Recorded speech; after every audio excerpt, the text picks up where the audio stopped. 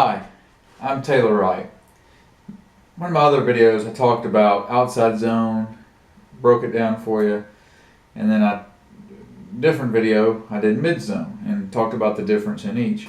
What I wanted to talk about now, real quickly, was when the need to run a mid zone play is and how it mixes in with outside zone. The first thing about outside zone, you're going to want to run the outside zone against two different playing styles from the defense. Teams that play heavy up front and teams that penetrate hard up front. And it seems like you wouldn't want to do this, but I'll show you why you would want to run more of the stretch in the outside zone.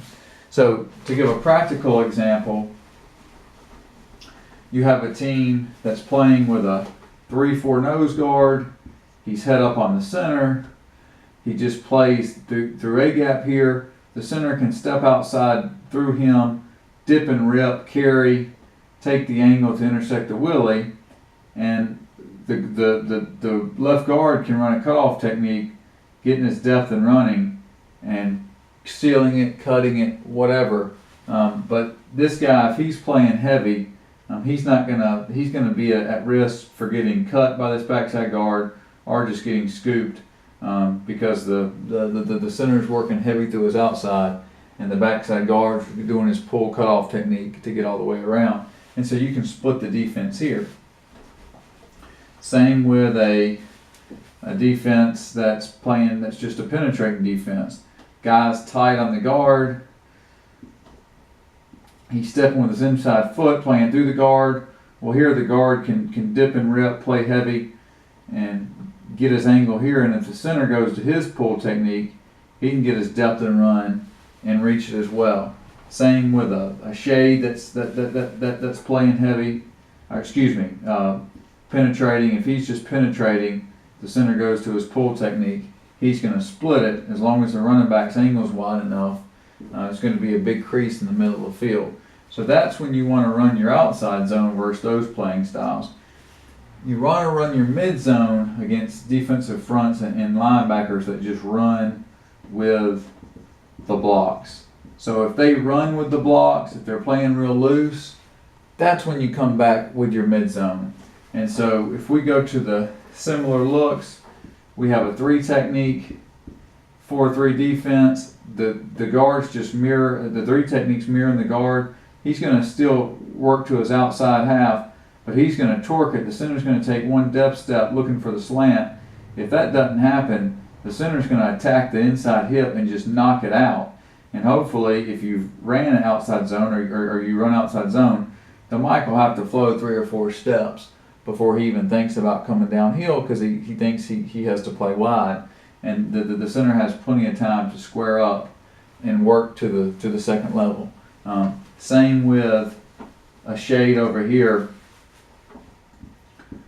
who's just running with the center. In that case, the center still takes a similar angle of departure, trying to get his head to the outside, but he's going to flip the nose and just run him this way. And if the nose doesn't want to get reached, he should have to cover significant ground there, which will create the natural alley for the running back. As long as the center doesn't give up penetration, controls the nose, you can get the cut back.